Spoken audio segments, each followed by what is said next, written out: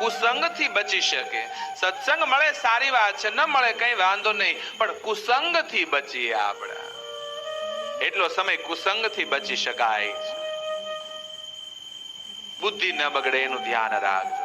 મારા યુવાન ભાઈઓ બહેનો, તમારા મિત્ર એવા ન હોવા જોઈએ કે જે તમને બગાડે. તમારા દીકરા દીકરીનું ધ્યાન રાખજો. એવા મિત્ર એને ન મળે કે એની બુદ્ધિ બગાડે, સાચા ને સારા રસ્તે છોડીને ખોટા ખરાબ રસ્તે ન જાય. તમારું બાળક ધર્મ તરફ આવે એવું હોવું જોઈએ. તમારું બાળક તકલીફ પડે, મુશ્કેલી પડે ત્યારે ધર્મ તરફ વળે ને આવું એને જ્ઞાન આપજો. મુશ્કેલી પડે, દુઃખ પડે ને વ્યસનો તરફ લઈ જાય ને એવા મિત્ર ન રહેવા જોઈએ. મિત્રતા સારાની કરજો તમે, જે તમારી બુદ્ધિને સારી કરે. તમારી બુદ્ધિ ક્યારેય બગાડે નહીં. પરીક્ષિતની બુદ્ધિ બગડી છે અને સાચા શ્રમિકના ભજનનો, એની સમાધિનો ગલત અર્થ કર્યો છે. આ તો કપટી લાગે, આ તો ઢોંગી છે, ખોટું ખોટું સમાધિમાં બેહી ગયો છે, ખોટું ખોટું સમાધિમાં બેઠો છે. રાજા પરીક્ષિતે શ્રમિકની સમાધિનો ગલત અર્થ કર્યો છે.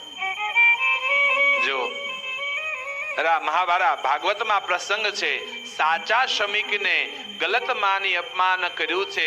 સાચા ને ખોટા માને અંતે પરીક્ષિતનો નાશ થવાનો. અને રામાયણમાં પ્રસંગ છે, પ્રતાપ ભાનો ખોટા કપટ મુનિને હાચા માને તો એનો નાશ થાય છે. હાચા ને ખોટા માનો ને તોય તમારો નાશ, અને ખોટા ને હાચા માનો તોય નાશ. નક્કી કેમ કરું સાચા કયા ને ખોટા કયા?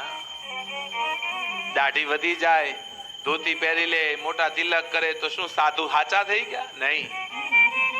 આ તો બાહ્ય દેખાવ છે બાબા. આના પરથી નક્કી ન થઈ શકે સાધુ કેવો છે.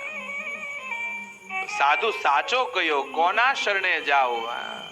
અમારું શાસ્ત્ર કહે છે, અમારા મહાપુરુષો સંતો કહે છે, જેના જીવનમાં ખરા અર્થમાં ભક્તિ હોય, દેખાડાની નહીં બાબા, દેખાડાની ભક્તિ નહીં. ભક્તિ તો ઘણા કરીએ પણ દેખાડાની ભક્તિ. ઘરે આમ માળા કરતા હોય, માળા કરતા કરતા કરતા આમ જેમ તેમ બેઠા હોય, પણ આમ ઘરમાં કોઈ ડોકાય આમ સીધા ટટ્ટા ભાઈ આંખો બનીને પાછી માળા કરવા મળે.